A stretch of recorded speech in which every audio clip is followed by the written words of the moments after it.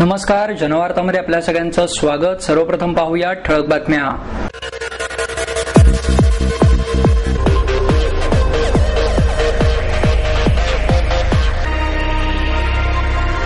ज्येष्ठ समाजसेवक अण्णा हजारेंना पाठिंबा देण्यासाठी इंडिया अगेन्स्ट करप्शनचे तिसऱ्या दिवशीही चक्री उपोषण, तर भाजप कसबा विभागाच्या वतीने सह्यांची मोहीम।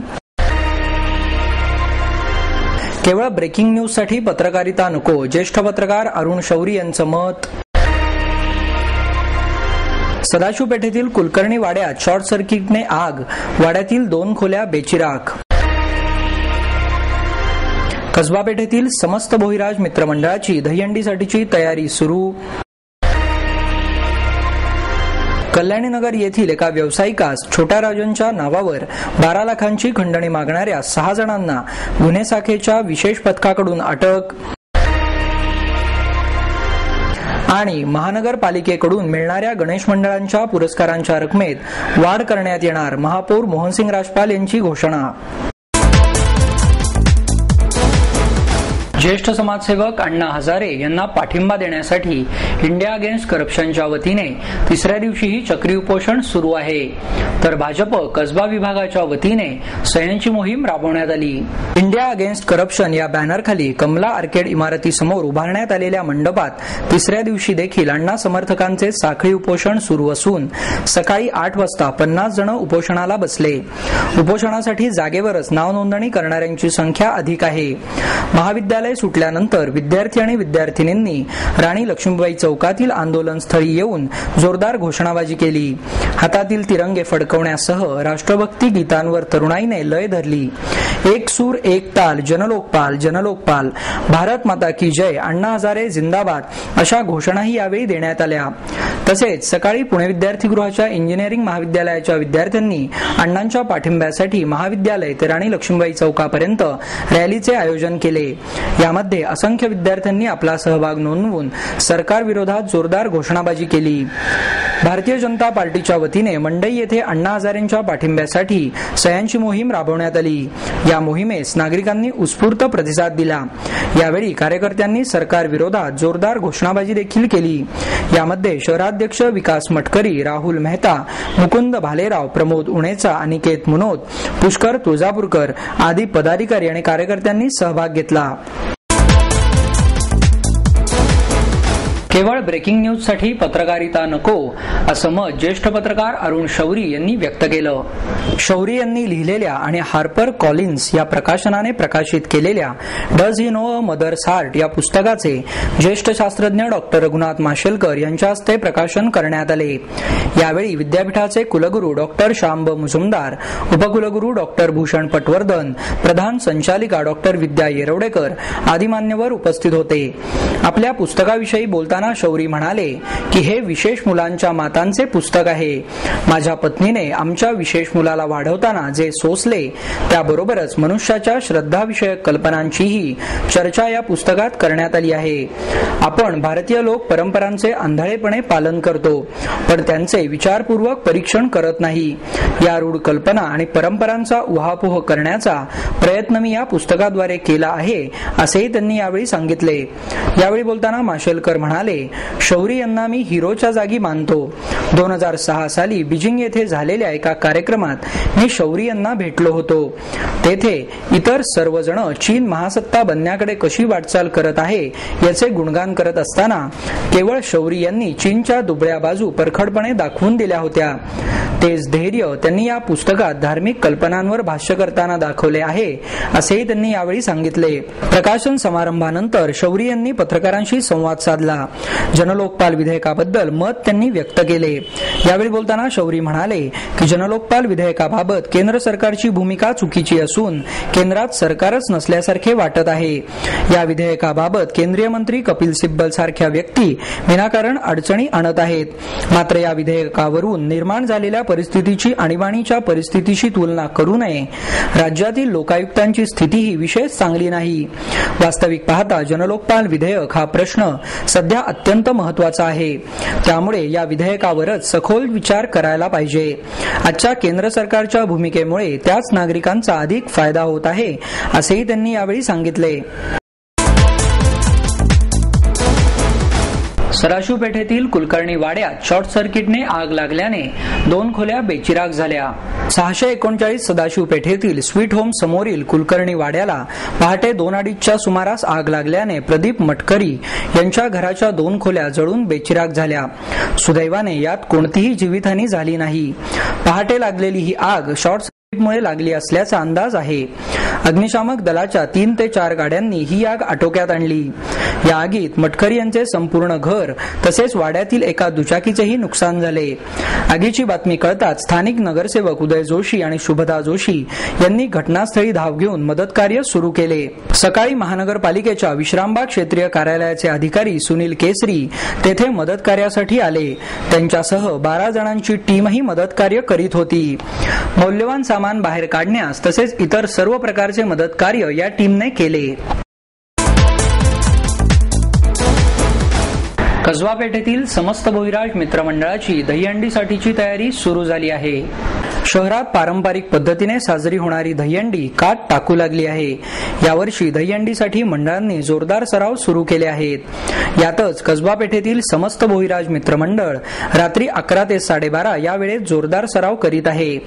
या मंडळाची स्थापना 1929 साली झाली असून गोविंदा संघाची सुरुवात 1999 साली झाली.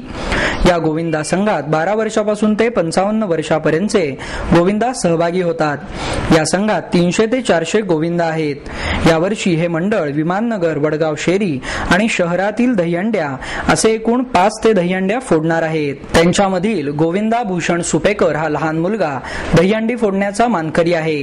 यावर्षी हे मंडळ 7 मनोरे उभे करून दहीहंडी फोडणार आहेत, अशी माहिती मंडळाचे अध्यक्ष नागेश खडके यांनी दिली. या मंडळास मिळणाऱ्या पारितोषिकांच्या रकमेतून नवरात्र उत्सव, विविध सामाजिक उपक्रम राबवले जातात, अशी माहितीही खडके यांनी सांगितली. या मंडळात ज्योतिबा शिर्के, संजय तारा, मयूर भोकरे आदी गोविंदा सरावासाठी मदत करत आहेत. समस्त भोईराज मित्र मंडळ कसबा पेठ दहीहंडी संघ 1999 साली चालू केला आहे. तर 2011 पर्यंत 13 वर्ष पूर्ण झालेले आहेत. मंडळाचे सामाजिक कार्य, रक्तदान शिबिर, अन्नधान्य वाटप, वह्या पुस्तकं वाटणे, दप्तर वाटणे आणि बाकीच्या ज्या काही गोष्टी आहेत, स्वामींचा भंडारा वगैरे,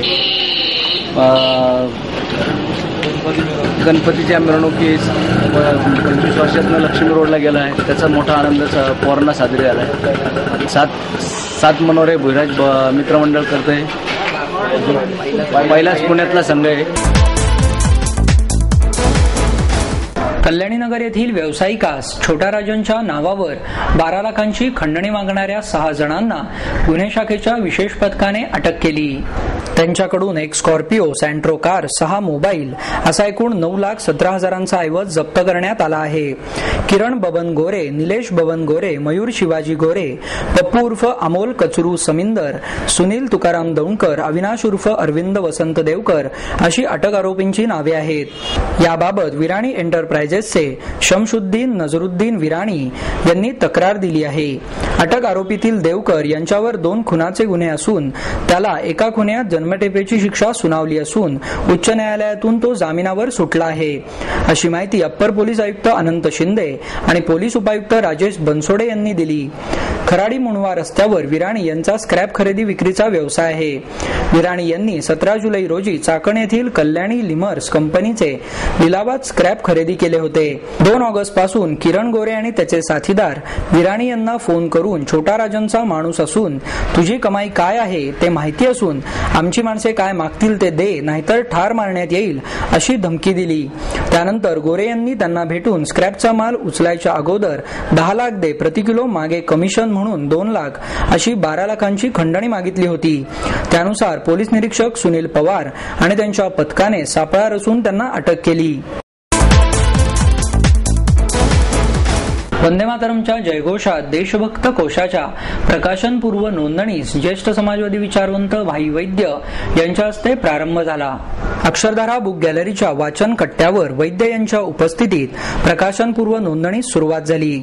यावेळी चंद्रकांत शहासने, नंदिनी शहासने, विद्याधर नारगोलकर आदी मान्यवर उपस्थित होते. बहुजन साहित्यधारा आणि कर्नाळा चॅरिटेबल ट्रस्टच्या वतीने हा कोश तयार करण्यात येणार आहे. 720 रुपये अशी मूळ किंमत असलेला 6 हा कोश प्रकाशनपूर्व नोंदणी 351 रुपयात उपलब्ध करून देण्यात येत आहे। यावेळी बोलताना भाई वैद्य म्हणाले, देशभक्त हे 2 प्रकारचे असतात, सशस्त्र लढा करून तुरुंगात जाणारे आणि समाज सुधारणेच्या माध्यमातून देश सुधारणा करणारे। देशभक्ती जागृत करणारा असा हा कोश घराघरात गेला पाहिजे। आज अशा प्रकारचे संशोधन करण्याची गरज आहे असेही त्यांनी यावेळी सांगितले। कार्यक्रमाचे सूत्रसंचालन संदीप तापकीर यांनी केले। महापालिकेकडून मिळणाऱ्या गणेश मंडळांच्या पुरस्कारांच्या रकमेत वाढ करण्यात येणार आहे, अशी घोषणा महापौर मोहनसिंग राजपाल यांनी केली। महानगरपालिकेच्या वतीने घेण्यात आलेल्या गणेशोत्सव स्पर्धेचे पारितोषिक वितरण महापालिकेच्या श्री छत्रपती शिवाजी महाराज सभागृहात महापौर मोहनसिंग राजपाल यांच्या हस्ते पार पडले। यावेळी सभागृह नेते सुभाष जगताप, उज्ज्वल केसकर, किशोर शिंदे, विजय मारटकर यांच्यासह मंडळाचे पदाधिकारी आणि कार्यकर्ते मोठ्या संख्येने उपस्थित होते। गणेशोत्सव स्पर्धेत पहिल्या क्रमांकाचा पुरस्कार सहकारनगर गवळीवाडा येथील अरण्येश्वर मित्र मंडळाला मिळाला। दुसऱ्या क्रमांकाचे पारितोषिक बुधवार पेठेतील साईनाथ मंडळ ट्रस्ट मंडळाला, तर तिसऱ्या क्रमांकाचा पुरस्कार मंगळवार पेठेतील अश्विनी मित्र मंडळाला मिळाला। यावेळी बोलताना महापौर मोहनसिंग राजपाल म्हणाले, गणेशोत्सवाच्या काळात गणेश मंडळांकडून करण्यात येणारी विविध कामे आणि मंडळाचे कार्यकर्ते करत असलेले कष्ट लक्षात घेऊन महापालिकेच्या वतीने गणेश मंडळांना देण्यात येणारा पुरस्कारांच्या रकमेत वाढ करण्याची घोषणा करण्यात येत आहे। प्रथम क्रमांकासाठी 51,000 रुपये, द्वितीय क्रमांकासाठी 35,000 रुपये, तर तृतीय क्रमांकासाठी 25,000 रुपये तसेच उत्तेजनार्थ म्हणून 10,000 रुपये देण्यात येणार आहेत। पुढील वर्षीपासून या नवीन निर्णयाची अंमलबजावणी करण्यात येईल, असेही राजपाल यांनी यावेळी बोलताना सांगितले। गणेशोत्सव अवघ्या काही दिवसांवर येऊन ठेपल्याने कमानी उभारण्यासाठीच्या परवानग्या महापालिकेने लवकरात लवकर द्याव्यात। मिरवणुकीत पारंपरिक वाद्य वाजवण्याची परवानगी रात्री 12 नंतरही मिळावी, तसेच मिरवणूक कमी वेळेत संपवण्यासाठी महापालिकेने पुढाकार घ्यावा, अशा विविध सूचना यावेळी मंडळाच्या पदाधिकाऱ्यांनी केल्या। बेरोजगारी आणि भ्रष्टाचारामुळे लाखो नागरिकांच्या आयुष्यातील संतुलन बिघडत आहे, असं मत प्रसिद्ध कवी फ.मु. शिंदे यांनी व्यक्त केलं।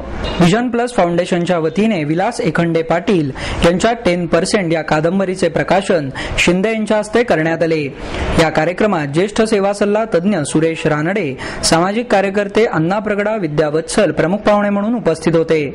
यावेळी बोलताना शिंदे म्हणाले, भ्रष्टाचारमुक्त समाज भूतकाळात अस्तित्वात नव्हता आणि भविष्यात कधी निर्माण होईल हे सांगता येणार नाही, मात्र वर्तमानात तो प्रचंड फोफावल्यामुळे समाज जीवनावर त्याचे विपरीत परिणाम होत आहेत, असेही त्यांनी यावेळी सांगितले। भ्रष्टाचार समाजात किती खोलवर रुजला आहे त्याचे चपखल चित्रण 10% या कादंबरीत आहे। सुरेश रानडे आणि अण्णा प्रगडा, विद्या वत्सल यांच्या कादंबरीमुळे ग्रामीण भागातून शहरात येणाऱ्या तरुणांचे मनोबल वाढेल, असेही मत त्यांनी व्यक्त केले। यावेळी बोलताना यमाजी मालकर म्हणाले, बँकिंग सक्षम केल्यामुळे व्यवहार पारदर्शी होण्यास मदत होते, तसेच बँकेतून व्यवहार केल्यामुळे सर्वसामान्य माणसाची पत वाढते आणि दारिद्र्य निर्मूलनासाठी ते सहाय्यभूत ठरते। समाजातील अभावग्रस्तता घालवण्यासाठी व्यवस्था मुळातूनच बदलण्याची गरज आहे, असेही त्यांनी यावेळी सांगितले। सूत्रसंचालन प्रसिद्ध निवेदक मंगेश वाघमारे यांनी केले।